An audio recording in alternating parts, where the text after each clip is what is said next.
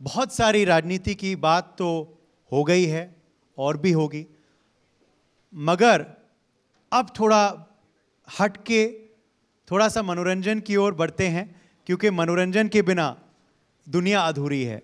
जी हाँ, जो भी राजनीतिक हस्ती आ रहे हैं और काफ़ी विश्लेषक और वरिष्ठ पत्रकार भी हैं, वो सब अगर एकमात्र राय रखते हैं किसी चीज़ के बारे में, और विभिन्न पार्टी के लोग हैं यहाँ, वो है उनका प्रेम फिल्मों के लिए, और ख़ास करके अभिषेक चौबे की फिल्मों के लिए।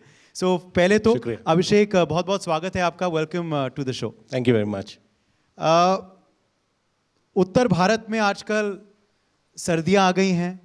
सर्दियों में लोग सूप पीना पसंद करते हैं, और इस वजह से शायद अभिषेक अभी इसी वक्त इसी सीज़न में लेकर आए हैं किलर सूप। जी, 11 जनवरी को रिलीज़ हो रहा है, और बड़ा ही एक यूनिक टाइटल भी है, किलर सूप। आमतौर पे इस तरीके के टाइटल होते नहीं हैं, लेकिन जिस तरीके की कास्ट है और जिस तरीके का आप कह लीजिए फ्लेवर है शो का, ये काफ़ी यूनिक है, नया है, लेकिन बहुत ही मज़ेदार है। नेटफ्लिक्स के संग कोलैबोरेशन कैसे हुआ? क्योंकि मैं दर्शकों को बता दूं, किलर सूप नेटफ्लिक्स पे स्ट्रीम होगा दिस जनवरी, सो उनके साथ कोलैबोरेशन कैसा हुआ? नेटफ्लिक्स के साथ मेरा एसोसिएशन तो अभी 4-5 साल से चल रहा है। काफ़ी तमाम काम किया है उनके साथ, और नेटफ्लिक्स जैसा प्लेटफॉर्म आने से हमारी इंडस्ट्री में एक तरीके की क्रांति आई है, और जिस तरीके से इंटरटेनमेंट का कंजम्पशन होता है उसमें बहुत तब्दीलियाँ आई हैं नेटफ्लिक्स जैसे प्लेटफॉर्म के आने से। और हम तो बेसिकली स्टोरी टेलर्स हैं, हम वहाँ जाएंगे जहाँ ऑडियंस है, तो हम नेटफ्लिक्स के पास भी पहुँचे अपनी कहानियाँ लेकर के। और सबसे जो ख़ास बात मुझे लगती है स्ट्रीमिंग प्लेटफॉर्म्स के बारे में, ख़ासतौर से नेटफ्लिक्स के बारे में, कि एक तरीके की कहानियाँ होती हैं जो कि आप स्ट्रीमिंग प्लेटफॉर्म्स पे सीरीज़ के जरिए ज़्यादा अच्छे से एक्सप्रेस कर पाते हैं, ना कि 2 घंटे की फिल्म में। और ये नई चीज़ है जो नेटफ्लिक्स के साथ करने का मुझे मौका मिला है। बिल्कुल। कुछ इस सीरीज़ के बारे में बताएं। It looks very intriguing, it sounds very intriguing. Title भी पहले तो शीर्षक कैसे चुना गया? तो ये एक आप कह लीजिए, अब सूप के बारे में तो है ही, एक कपल के बारे में, हस्बैंड एंड वाइफ, और उनकी ज़िंदगी जो है खाने के इर्द गिर्द घूम रही है। जो वाइफ है वो एक रेस्टोरेंट खोलना चाहती है, और दुनिया का सबसे बढ़िया पाया सूप बनाना चाहती है, ये उसकी एम्बिशन है।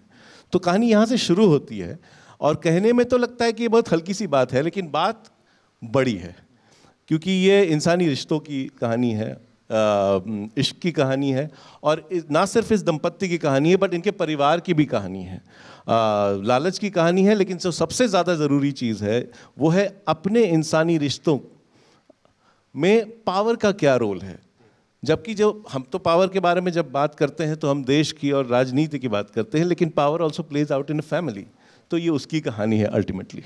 और आज आप न्यूज़ प्लेटफॉर्म के मंच पे हैं, तो कहीं ना कहीं न्यूज़ हेडलाइन से भी ये देखिए क्या है कि कमाल की चीज़ जो ये है कि अगर आप अखबार पढ़ें या इंटरनेट पे सर्फ करें तो बहुत ही अजीब टाइप के, अतरंगी टाइप की हेडलाइंस आपको मिलती हैं।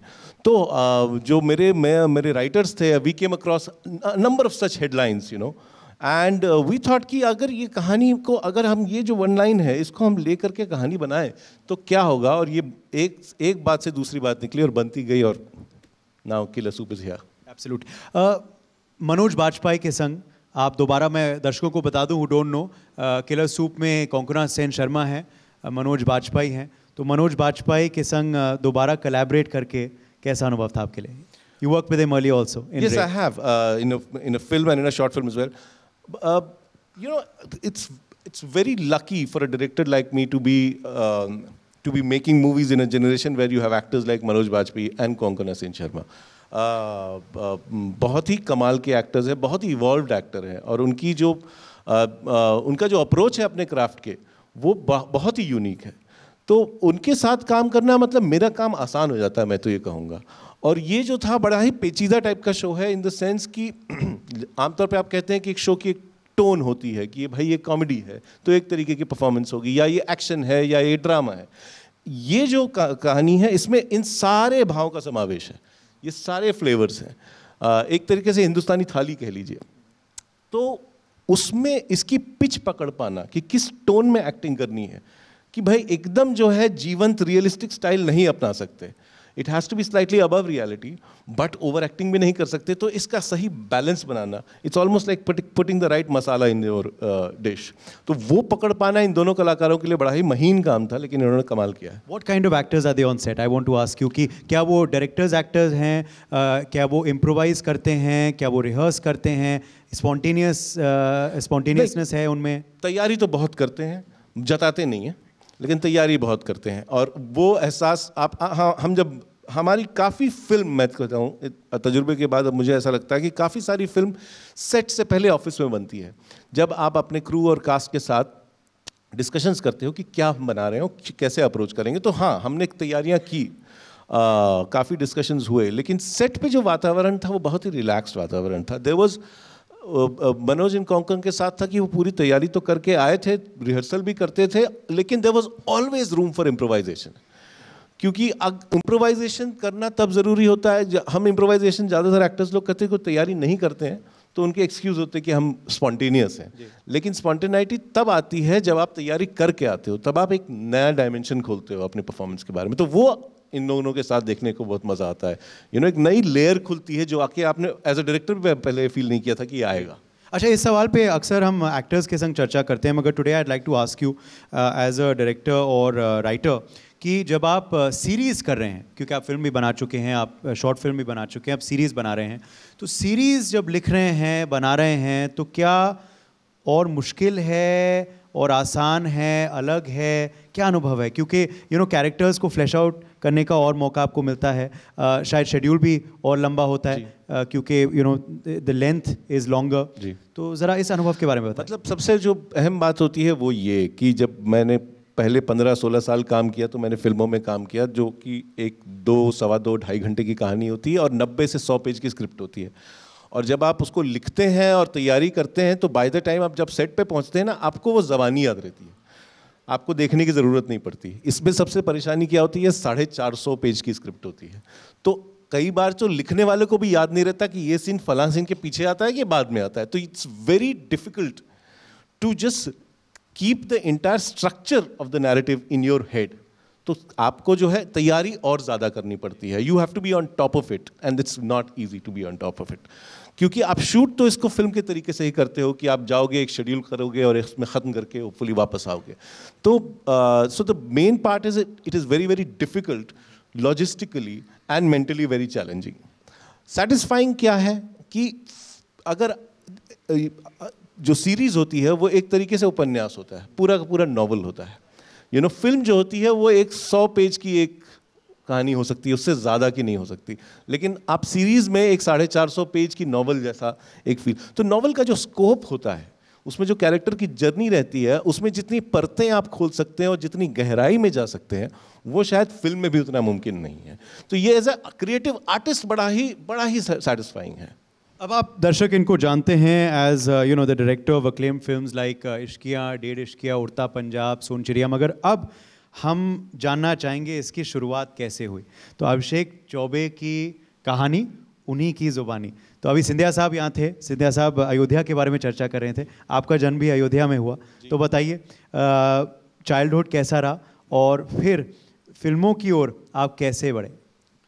जी, मेरी पैदाइश अयोध्या की है और मेरी मदर जो है वो लखनऊ की हैं।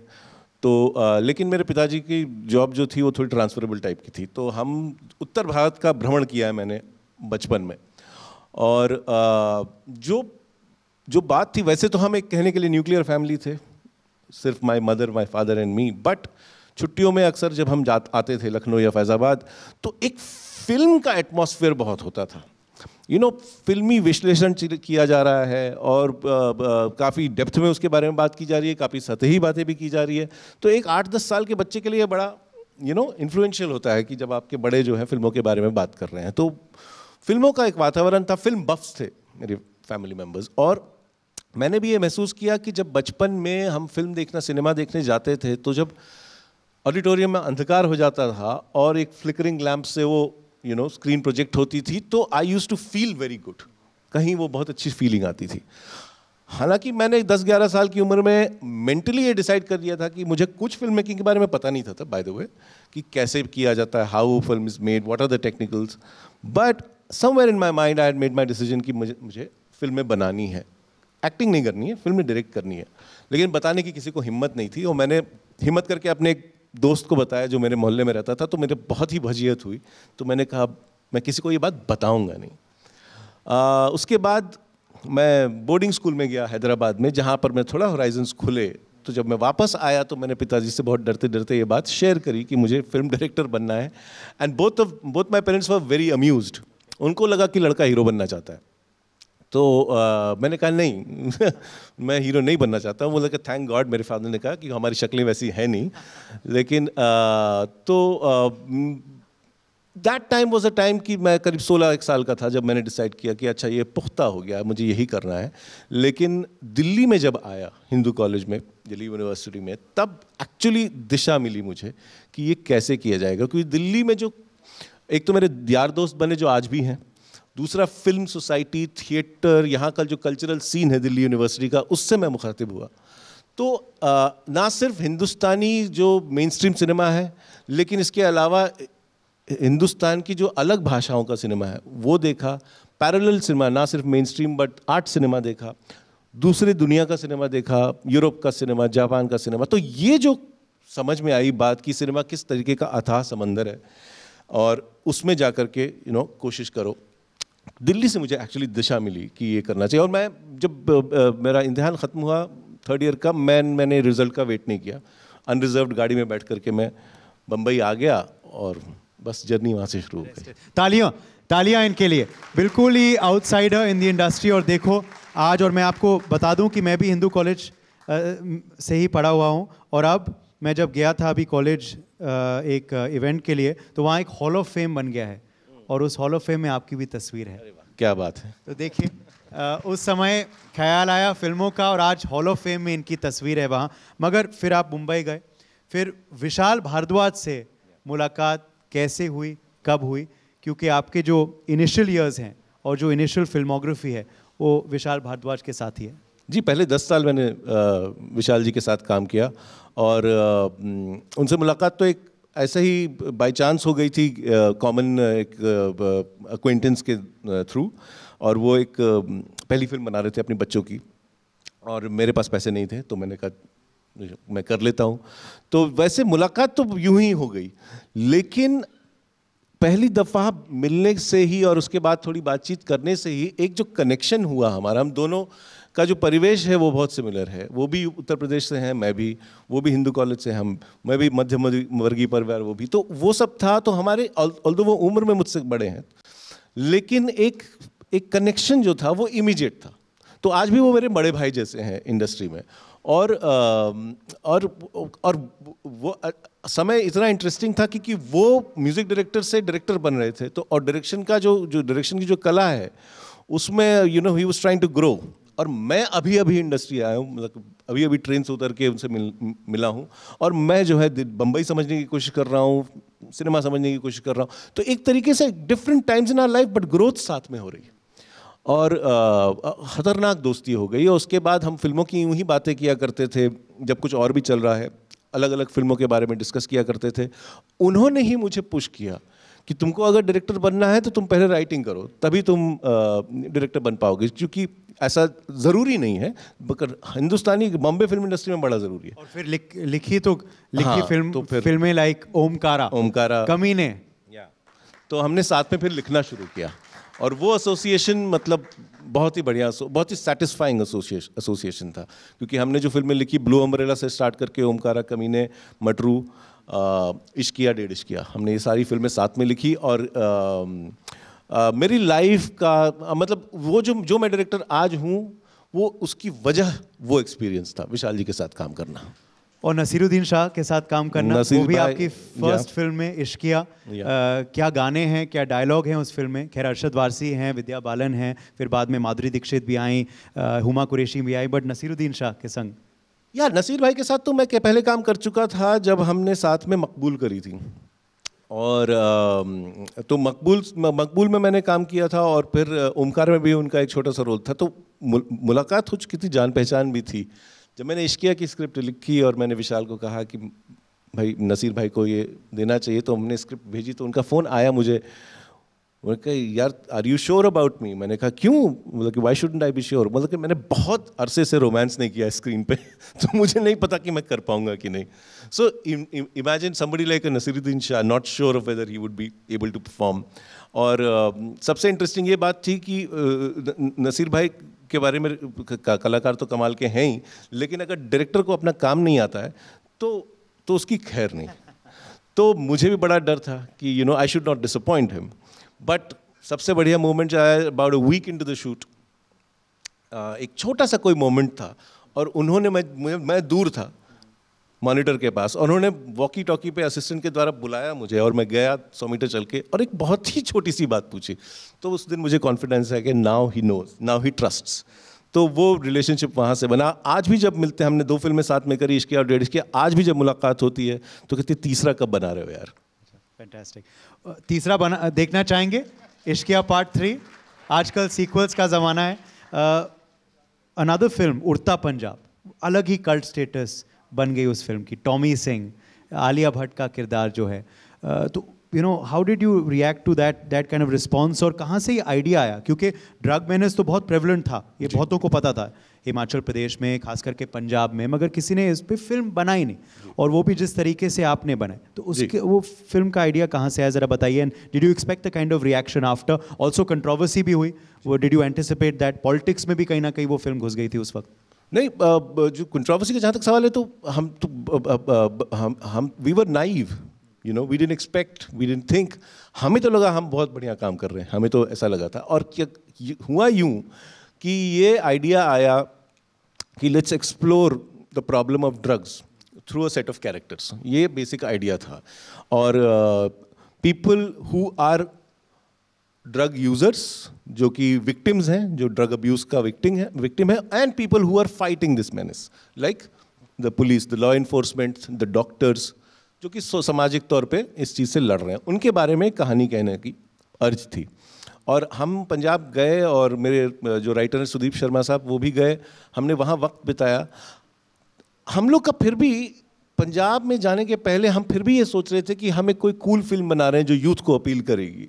लेकिन जब हमने जा कर के वहाँ पर देखा जो सच्चाई थी, हमने ये सारी एम्बिशंस छोड़ दी. हमने कहा कि अब ये फिल्म बना रहे हो तो आपकी ये हो गई है social responsibility, and you can not be cavalier about it, you have to be sincere about what you going to show. तो फिर हमने उस कहानी को उस तरीके से लिखा जिसमें हमारा एजेंडा ये था कि हम जितने ज़्यादा लोगों को इसके बारे में ये मैसेजिंग दे सकें. That was purely our agenda, rather than जो भी हम जिसमें गाने भी हो, जो एंटरटेनमेंट भी हो, कॉमेडी, वो सिर्फ इसलिए हो ताकि लोग देखने में इंटरेस्टेड हो जाएं और एक्चुअल जो असली मैसेज है उसको देखें. तो that was our agenda. And I think, I mean, in part because of the controversy maybe, we were successful in being able to do so.